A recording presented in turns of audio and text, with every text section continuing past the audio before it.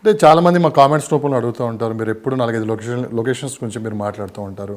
హైదరాబాద్లో చాలా best places ఉన్నాయి, వాటి గురించి ఎప్పుడు డిస్కషన్ పెట్టని చెప్పి అన్నారు. ఇప్పుడు వరంగల్ హైవే కావచ్చు, ఇటు మేడ్చల్ కావచ్చు, మరో పక్క తీసుకున్నామంటే మన విజయవాడ హైవే. ఏంటి ఇటు అసలు ఇట్లా ఎట్లా ఉంది పరిస్థితి అటు సైడు?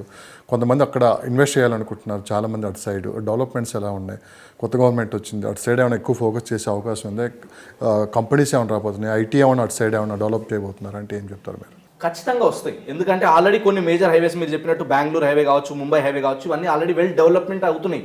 సో నెక్స్ట్ ఏంటంటే మీరు అన్నట్టు మేడ్చల్ హైవే సైడ్ కొందరు ఇప్పుడే చూస్తున్నారు, ఎక్స్పాండ్ అది జరుగుతుంది అక్కడ సైడ్ కూడా. తర్వాత చూసుకుంటే Vijayawada highway up to Choutuppal వరకు బాగా డెవలప్మెంట్ జరుగుతున్నాయి ప్రెసెంట్. సో దాన్ని ఇంకా ఎక్స్పాండ్ చేయాలని చెప్తున్నారు. తర్వాత నెక్స్ట్ వచ్చేసి ఏంటంటే మనకి ఇంకా సిద్దిపేట హైవే కావచ్చు, కరీంనగర్ హైవే కావచ్చు, ఈ హైవేలలో కూడా డెవలప్మెంట్స్ అనేది ఇప్పుడిప్పుడే జరుగుతుంది. కొంచెం టైం పడుతుంది అంతే, కొంచెం టైం తర్వాత. అంటే ఈ హైవేస్ ఆల్రెడీ ముందు నుంచే డెవలప్మెంట్స్ ఉన్నాయి కాబట్టి మార్కెట్లో ఈ పేరు ఎక్కువ వస్తుంది, స్టేబుల్ ఉన్నాయి ఇక్కడ.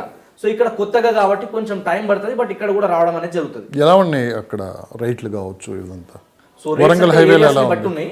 సో మినిమం ఇప్పుడు హైవేలలో చూసుకుంటే అప్ టు మనకి సిటీ నుంచి ఒక 80 కిలోమీటర్ల వరకు రేంజ్ లో తీసుకున్నా కూడా హైవేలో అయితే ₹1,00,00,000 పైనే ఉంది ఎకరం.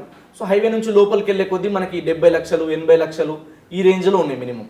ఇప్పుడు మనకి హైదరాబాద్ నుంచి ఒక 100 కిలోమీటర్ రేడియస్లో మీరు తీసుకుంటే కనుక ఎక్కడ కూడా తక్కువ వరెస్ట్ కేసులో తీసుకున్నా కూడా 50 లక్షలు 60 లక్షల కన్నా తక్కువ ఎకరం అయితే దొరకట్లేదు. ఇప్పుడు ఒక డౌట్, ఒక ఓపెన్ ప్లాట్ ఒక ₹1,00,00,000 పెట్టి 70 లక్షలు పెట్టి మనం తీసుకుంటున్నాం. దాని బదులు ఒక ఎకరం పొలం తీసుకుంటే మీరు అన్నట్లు 10 కిలోమీటర్ల లోపలికి వెళ్ళి దాని బెనిఫిట్స్ ఎలా ఉంటాయి? సో అగ్రికల్చర్ ల్యాండ్ తీసుకునేది అండ్ ఓపెన్ ప్లాట్కి ఉన్న చిన్న డిఫరెన్స్ ఏంటి? ఆ డిఫరెన్స్ ఏంటి?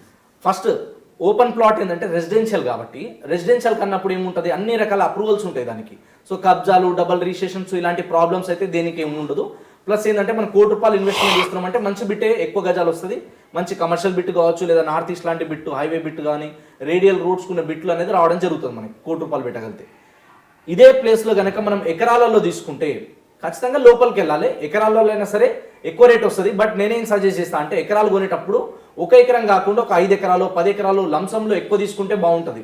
ఎందుకంటే ఎకరాలు తీసుకున్నప్పుడు ఏమవుతుందంటే ఓన్లీ మనకి రోడ్ కానుకున్నట్టు ఉంటేనే, ఏదైనా ఫామ్ హౌస్లకు కానీ లేదా రేపటి రోజు మనం ఎప్పుడన్నా అమ్ముకునేటప్పుడు ఈజీ ఉండాలంటేనే ఆ రోడ్ కనెక్టివిటీ ఉన్న ఏరియా అయితేనే బాగుంటుంది. ఎక్కడో లోపల సబ్ రోడ్ నుంచి లోపలికి వెళ్ళిన తర్వాత చిన్న అది దారులు ఉంటాయి కదా, ఆ దారి నుంచి లోపలికి వెళ్ళినాక కొనుక్కుంటే ఏంటంటే రీసేల్ అంత ఉండదు, అంటే మార్కెట్లో పెద్దగా దానికి డిమాండ్ ఉండదు. సో రోడ్ కనెక్టివిటీ ఉండి తీసుకుంటే బాగానే ఉంటుంది. కాకపోతే నేను చూసుకోలేను, దానికి మెయింటెనెన్స్ ఉండాలి, ఎవరైనా ఒక సెక్యూరిటీ గార్డ్ పెట్టుకోవాలి, ఇవన్నీ నాకు టెన్షన్స్ వద్దు అనుకుంటే రెసిడెన్షియల్కి వెళ్ళాలి. లేదు నేను ఎకరాలనే కొంటా, ₹1,00,00,000 ఉన్నాయి, ₹2,00,00,000 ఉన్నాయి అనుకుంటే కస్టమర్ చాయిస్. అది ఇన్వెస్ట్మెంట్ చేసేటప్పుడు వాళ్ళ పర్పస్ని బేస్ చేసుకుని ఉంటుంది. మీరు మార్కెటింగ్ సైడ్ ఉన్నారు, టెక్నాలజీ చాలా డెవలప్ అయింది, ఎంతో అవేర్నెస్ వచ్చింది, రియల్ ఎస్టేట్లో ఎలాంటి మార్పులు వచ్చాయి కూడా మనం చూసాం. అయినా కానీ చాలామంది మోసపోతున్నారు. ఏ అంశాలలో మోసపోతున్నారంటే మీరేం చెప్తారు? సో ఇప్పుడు అంటే ఇంతకుముందు మోసాలు ఎక్కువ జరిగేవి, కంపేర్ టు ఒక మనకు 5 yearsకి బిఫోర్ తీసుకుంటే ఇప్పటికీ చాలా తగ్గినాయి. ఎందుకంటే ఇంతకుముందు అప్రూవల్స్ అన్ని లేవు, రెరా చట్టం అప్పుడు లేదు. సో రెరా వచ్చిన తర్వాత ఏమైందంటే అన్ని కూడా రెగ్యులేషన్స్ స్ట్రిక్ట్ అవ్వడం జరిగింది మనకి. ఇది ఒక మేజర్ అడ్వాంటేజ్. సెకండ్ ఏంటంటే మనం ఎక్కడైనా సరే ప్లాట్స్ కొనేటప్పుడు అప్రూవల్ ఉండాలి. ప్రీ లాంచింగ్లలో చాలా మంది మోసపోతారు. ఎందుకంటే వెంచర్ వస్తుంది, డెవలప్మెంట్ అవుతుంది, వాళ్ళు వేసే 20 ఎకరాలు వేస్తే పక్కన ఇంకో 20 ఎకరాలు ఎక్స్పాండ్ అవుతుంది, ఈ రెండు కలిపి అప్రూవల్కి పంపించడం వస్తుంది అని చెప్పి చెప్తారు. సో అలాంటి టైంలో కొన్ని మోసాలు జరిగే ఛాన్సెస్ ఉంటాయి. అప్రూవల్ రాకపోవడం, లేదా వాళ్ళు చెప్పిన డేట్ కల్లా టైం కల్లా అన్ని డెవలప్మెంట్ చేయకపోవడం, ఇలాంటి వాటిలలో కొంచెం మోసాలు. కానీ అప్పుడు తక్కువ రేట్ చెప్పి ఇప్పుడు అప్పటికిప్పటికి రేట్ పెరిగిందండి, కొంచెం మాకు కూడా ఇబ్బంది అవుతుంది, మీరు ఇంకో ₹1000 గజానికి ఎక్కువేయండి, 500 ఎక్కువేయండి, ఇలాంటివి జరుగుతూ ఉంటాయి. సో మనం ఎప్పుడైనా సరే ఇన్వెస్ట్మెంట్ చేసేటప్పుడు, మరీ ముఖ్యంగా ప్లాట్లు తీసుకునేటప్పుడు ఎల్పీ నెంబర్ ఉన్న ఏరియాలో తీసుకుంటే బెటర్. ఎల్పీ నెంబర్ ఉండాలి కంపల్సరీ.